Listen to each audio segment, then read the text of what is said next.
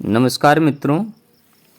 राम मंदिर 22 जनवरी को नई प्राण प्रतिष्ठा होनी है, नई मूर्ति व्यवस्थित की जाएगी और रामलला के पुराने स्थान की जगह नए स्थान पर पूरा कार्यक्रम किया जा रहा है। व्यवस्थित की जाएंगी ये नई मूर्तियाँ। अब इसके अलावा आज जो है गोदी मीडिया के द्वारा प्रचार किया गया कि रामलला को उनके पुराने नाम रामलला के नाम से नहीं जाना जाएगा, बल्कि अब उन्हें नया नाम भी दिया जाएगा। नए नाम से उनको जाना जाएगा, पुराने नाम से नहीं जाना जाएगा। और उनका यह नाम सहस्त्र नामों में से एक नाम से लिया जाएगा। जो राम का सहस्त्र नाम है उनमें से कोई एक नाम होगा। यानी कि अब आप समझिए कि जो रामलला की पुरानी मूर्ति थी उसको इन्होंने क्यों नहीं स्थापित किया। इसके अलावा जो और उनके कुल देवता वगैरह थे राम के, उनको सबको भी हटा दिया, उनके सबके भी मूर्ति विग्रह वगैरह को हटा दिया।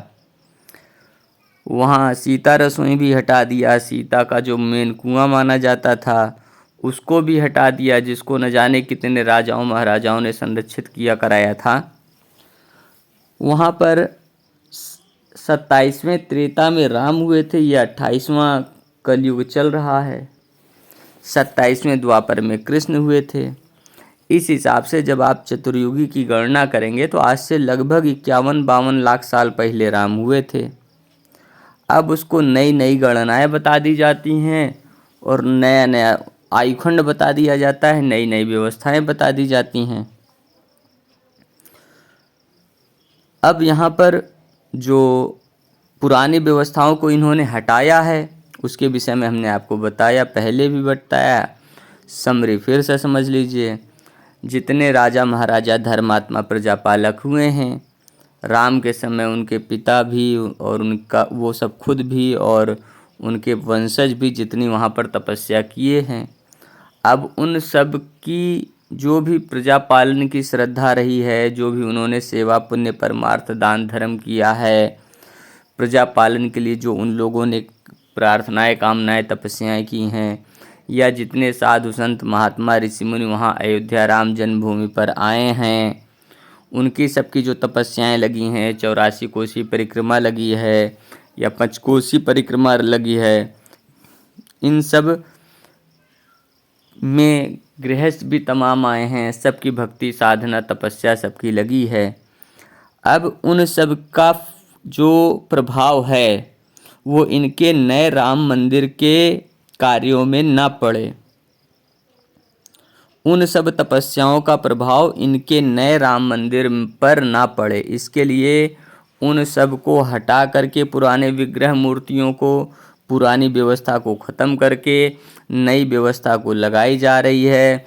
इसीलिए अयोध्या के जो महंत पुजारी वगैरह थे उन सब का इसीलिए बराबर विरोध हो रहा है और ये सब बातें उनकी जो है दबाई जा रही हैं मीडिया के द्वारा भी, और सरकार भी नहीं चाहती है कि ये सब बातें पब्लिक को पता चले। केवल आप हम इन सब बातों को शेयर करके लोगों तक बता सकते हैं। इन लोगों का जो खेल षड्यंत्र चल रहा है उसको हम ही आप जन जन तक पहुंचा सकते हैं। बाकी गोदी मीडिया से कोई भरोसा आशा मत कीजिए, मीडिया कुछ भी बताने वाली नहीं है। ऑनलाइन जो सोशल वर्किंग कर रहे हैं, सोशल एक्टिविस्ट हैं, जो सही बातों को लोगों तक पहुंचाते हैं, वही लोग सही बातों को लोगों तक पहुंचा सकते हैं। इसलिए हमारा आप सबसे कहना है कि इस बात पर ध्यान दीजिए, जो खेल ये लोग कर रहे हैं बीजेपी आरएसएस वाले, कोई भी शंकराचार्य नहीं बुलाए जा रहे हैं, कोई भी भक्त धर्मात्मा खास नहीं बुलाया जा रहा है। जो कोई भी बुलाए जा रहे हैं सब इनके सिस्टम के लोग हैं, फिल्म इंडस्ट्री के लोग बुलाए जा रहे हैं या इनके अपने खास नेता लोग बुलाए जा रहे हैं। वो भी देश का राष्ट्रपति भी नहीं बुलाया जा रहा है, क्योंकि उस पद की भी एक अपनी प्रतिष्ठा और तपस्या होती है। जहाँ तक पहुँच पाने की बात किसी भी, चाहे नेहरू रहे हों चाहे कोई भी रहा हो। राष्ट्रपति का पद जो राजा का होता है वहाँ तक भी इन लोगों के पहुँच पाने की क्षमताएं नहीं रही हैं। इसलिए जो है संविधान में जो पावर राष्ट्रपति को होना चाहिए, राष्ट्रपति को डमी बना दिया गया और पूरा पावर नेहरू ने अपने हाथ में ले लिया था। यही सब बीजेपी आरएसएस, पहले बीजेपी जनसंघ के रूप में था, आज बीजेपी के रूप में है आरएसएस की जो है पॉलिटिकल पार्टी, और कांग्रेस यानी कि कांग्रेस और आरएसएस मिल करके यही खेल कर रहे हैं। किसी भी क्षेत्रीय पार्टी को उभरने नहीं देना चाहते, किसी भी अन्य व्यक्ति को उभरने नहीं देना चाहते। सैकड़ों राजनीतिज्ञों का पॉलिटिकल मर्डर करके, राजनीतिक हत्या जिसको कहते हैं कि उसकी छवि ना बढ़ने दो, उसको उभरने ना दो, इस तरह से, या उभरे हुए जो लोग हैं उनका सबका जो है राजनीतिक प्रतिष्ठा छवि को ख़त्म करके राजनीतिक तरीके से, इस तरीके की राजनीतिक हत्याओं के द्वारा सैकड़ों लोगों की राजनीतिक हत्याओं करके मोदी आज अपने स्थान पर प्रतिष्ठित हुए हैं। इसके अलावा इन्होंने 25 बीजेपी के विशिष्ट लोगों का इन्होंने पॉलिटिकल मर्डर किया है, बीजेपी के खुद के।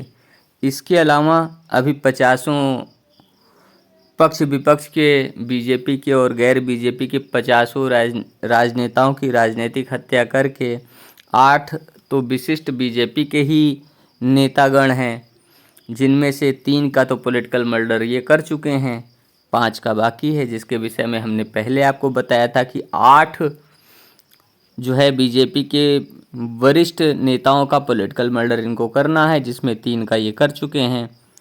छत्तीसगढ़, मध्य प्रदेश और राजस्थान से एक एक को, बचे हुए 5 का भी पॉलिटिकल मर्डर करके फिर पूरे तरह से पूरी भाजपा पर कब्जा करके, फिर उसके बाद जो पूरे देश में कब्जे करने की तैयारी चल रही है, उसके विषय में भी हमने आपको बताया कि अयोध्या में हमला करवाएंगे, और अयोध्या पे हमला करवा करके यही लोग हमला करवाएंगे। अभी देखो मुस्लिम नाम से धमकी दिए थे अयोध्या को और योगी आदित्यनाथ को उड़ाने की बम से, तो वो भी जो मुस्लिम नाम से जिन लड़कों ने धमकी दी थी, एक ठाकुर क्षत्रिय निकला और एक जो है ब्राह्मण निकला।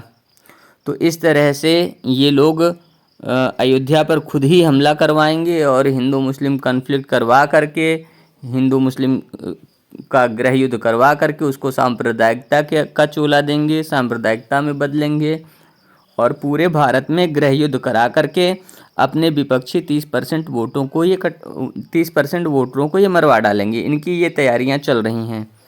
अब यहाँ पर पुराने लोगों की तपस्या का प्रभाव ना पड़े, इनका खेल षड्यंत्र जो है सफल हो जाए, उसमें अड़ंगा अड़चन ना आवे, इसके लिए ही इन्होंने नया स्थान, नई मूर्ति की नई प्राण प्रतिष्ठा और अब उसको नया नाम भी देने की तैयारी उस मूर्ति को कर रहे हैं, जिसको बता रहे हैं कि राम के सहस्त्र नामों से एक नाम होगा। तो भैया पुराना नाम क्यों नहीं, पुरानी मूर्ति क्यों नहीं, राम के कुल देवी देवता क्यों नहीं, वहाँ के पुराने जो महंत और पुजारी वहाँ के चलते चले आ रहे हैं वो लोग क्यों नहीं। तो कुल मिलाकर के नया महंत भी नियुक्त कर दिए हैं। अब आप खुद समझिए, ऐसी सब परिस्थितियों में आप क्या समझ रहे हो, जब पुरानी भक्ति तपस्या पुराने सज्जन और अच्छे लोगों की नहीं रहेगी, पुराने तपस्वियों की नहीं रहेगी, तो क्या आम आदमी का पालन संरक्षण करने के लिए ये सब कुछ बदल करके चल रहे हैं, ताकि ये जो भी काम देवी देवता राक्षसों से करवाएं वो सारा काम देवी देवता राक्षस इनका करते रहें, आम आदमी की ना सुनी जाए, जनहित के काम ना हो। ये जिस भी देवी देवता राक्षस को उस मंदिर में बैठा दें वही सब काम करें। दुनिया भर के मंदिरों से अक्षत मंगाए जा रहे हैं ताकि सब जगह के देवी देवता राक्षसों को यहाँ के देवी देवता राक्षसों से बाधा साधा जा सके, जिससे कि देश में अंधभक्ति फैले बढ़े और अंधभक्ति बढ़ने के साथ ये जो खेल षड्यंत्र करें उसको कोई समझ ना पावे, और इसके साथ में जो ये खेल षड्यंत्र करें उसमें ये सफल हो जाएं, 30% विपक्षी वोटरों को मरवा करके कटवा करके हमेशा के लिए अपने को बहुमत में साबित करते हुए कि अब ये बहुमत में हैं। वही सतपाल मलिक जी का कहना कि 2024 में लोकसभा चुनाव के बाद बीजेपी लोकसभा चुनाव नहीं करवाएगी, कहेगी हम पूर्ण बहुमत में, हमें चुनाव कराने की ज़रूरत नहीं। जनता हमें ही चुनती है, इसलिए चुनाव का खर्चा जनता पर लादने की ज़रूरत नहीं है। और जिस तरह से आरएसएस में पदाधिकारी नियुक्त होते हैं वैसे ही ये सबको नियुक्त करेंगे।